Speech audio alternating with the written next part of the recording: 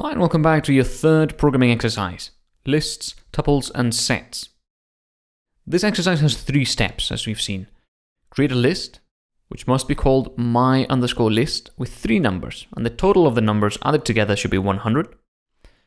To create a tuple called my_tuple with a single value in it, so only one value in the tuple. And finally, modify the variable set2, which is down here, so that set1.intersection with set2 returns 5, 77, 9 and 12. Let's start with the first instruction here. Create a list called myList with 3 numbers. So we know how to create a list. It's just a variable. So we type the variable name equals and then whatever it is that's in the list. So my_list equals, and then we know that a list uses square brackets. So we're going to have an opening and closing set of square brackets, and inside the square brackets, we're going to have the 3 numbers. And the total of the numbers added together should be the value 100. So if we were to add the 3 numbers we're going to put in here, we should get the value 100. So what do? Well, there's many things we can do. We can do 1, 2, 97. My apologies. And that would give you 100. We can do 100, 0, 0, and that would also give you 100. So it doesn't matter what 3 values as long as there are 3 numbers in there, and the total is 100. The next is to create a tuple called myTuple with 1 single value in it. Now this trips up a lot of people because we can create the myTuple variable, and then we know that tuples use normal brackets instead of square brackets. So we put in our opening and closing set of brackets, and then we put a value in it, like 15, for example. And now, a lot of other students fall for this. This is not a tuple. Sadly, brackets around the 15 is not a tuple. This is the brackets that would be in a mathematical equation.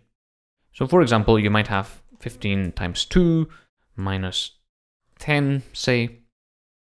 And what the brackets mean here is that the 15 by 2 happens before minus 10, which it would anyway. But nevertheless, these brackets here are for mathematical preference only. They do not signify a tuple.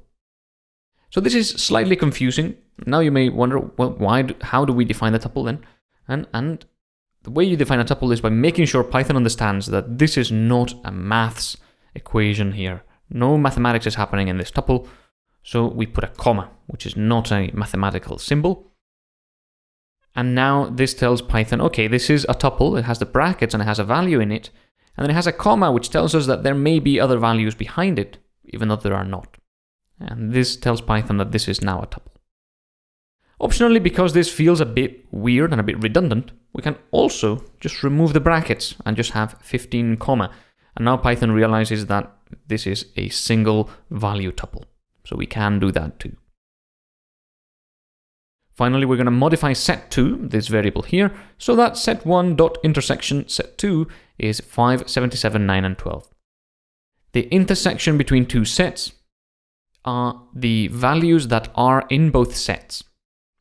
So in order to make set1 intersection set2 equal 5, 77, 9 and 12, all we have to do is make sure that set1 and set2 have these values in them. And as you can see, set1 has the values 5, 77, 9, and 12. So all we have to do is make set2 have those values too. So 5, 77, 9, and 12. And then we can check the solution, and it should tell us that it is all correct. And there we are. So now we have created a list with 3 values, the total of which equals 100, a single value tuple, and we've looked at a couple of potential problems we can encounter with that tuple, and finally we've looked at modifying the set variable so that the intersection of the 2 sets returns a specific set. So that's everything for this video. I'll see you on the next one.